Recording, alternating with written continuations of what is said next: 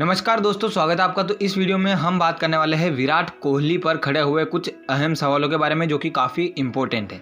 इससे पहले आपसे रिक्वेस्ट है कि ऐसे और भी वीडियोस देखने के लिए द क्रिप्टोन शो को आप सब्सक्राइब कर लें और साथ ही बेल आइकन को दबा करके ऑल ऑप्शन सेलेक्ट कर लें, ताकि आपको मेरे द्वारा बनाए गए वीडियोज़ की जानकारी सबसे पहले मिले। तो अब बात करते हैं कि आखिर विराट कोहली पर कौन से सवाल खड़े हुए हैं। तो विराट कोहली पर जो सबसे बड़ा सवाल अभी खड़ा हुआ है वो है कॉन्फ्लिक्ट ऑफ इंटरेस्ट को लेकर।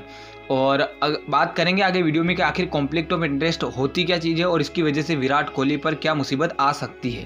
तो बेसिकली कॉन्फ्लिक्ट ऑफ इंटरेस्ट अगर इस तरीके से हम समझे तो ऐसा है कि अगर कोई बंदा दो कंपनियों में काम कर रहा है और उसका एक कंपनी में काम करना दूसरी कंपनी को नुकसान पहुंचा सकता है, तो उस केस में इस चीज़ को कहा जाता है कॉन्फ्लिक्ट ऑफ इंटरेस्ट। अब हम यहाँ देखेंगे कि विराट कोहली पर ये चीज़ किस तरीके से लागू हो रही है। तो दरअसल विराट कोहली 3 कंपनियों में एक तरीके से कह सकते हैं काम करते हैं, जिसमें एक का नाम है विराट कोहली स्पोर्ट्स, जिसमें उनके पार्टनर है बंटी सचदेव और खुद विराट कोहली। उसके बाद दूसरी कंपनी है कॉर्नर स्टोन वेंचर पार्टनर्स, इसमें भी बंटी सचदेव का थोड़ा सा स्टेक है, विराट कोहली भी इसमें है और एक और तीसरा बंदा है बिनोई खिंजी। और इसके अलावा तीसरी कंपनी है corner stone sports and entertainment private limited. अब ऊपर की जो 2 कंपनी है, दिक्कत वहाँ से नहीं, दिक्कत मेन है ये जो तीसरी कंपनी है corner stone sports and entertainment private limited, इससे। दरअसल ये जो कंपनी है एक टैलेंट मैनेजमेंट कंपनी है। तो ये जो दूसरे प्लेयर्स हैं और भी कई सारे प्लेयर्स हैं, उनके साथ इसका कॉन्ट्रैक्ट होता है।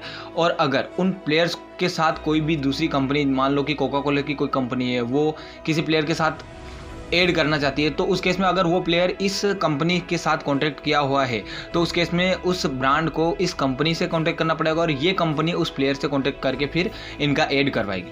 अब यहाँ पर ये जो कॉर्नर स्टोन जो कंपनी है, इसके अंदर बहुत सारे जो प्लेयर्स हैं वो और भी जुड़े हुए हैं, जैसे केएल राहुल, ऋषभ पंत, रविंद्र जडेजा, उमेश यादव और कुलदीप यादव और ऐसे और भी। तो अब बेसिकली ये है कि विराट कोहली इस जो तीसरी कंपनी है इसमें एज अ मैनेजर तो काम नहीं करते, लेकिन एज अ प्लेयर वो भी इसके साथ अनुबंधित है, कॉन्ट्रैक्टेड है।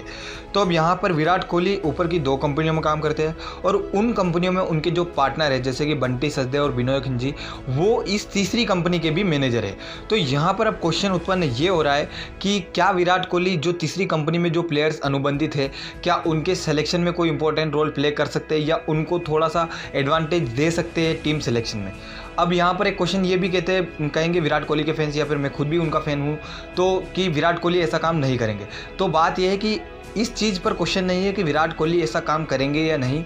कॉन्फ्लिक्ट ऑफ इंटरेस्ट के तहत ये बात आती है कि क्या वो ऐसा कर सकते हैं या नहीं, और अगर वो ऐसा कर सकते हैं तो उस केस में उनको कोई सा एक पद छोड़ना पड़ेगा।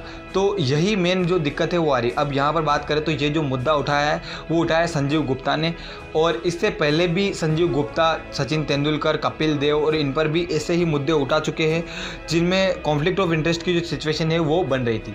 तो इस तरीके से अब विराट कोहली पर जो है फैसला सुनाएंगे डीके जैन, जो कि बीसीसीआई के एथिक्स ऑफिसर है और एक्स जस्टिस भी रह चुके हैं।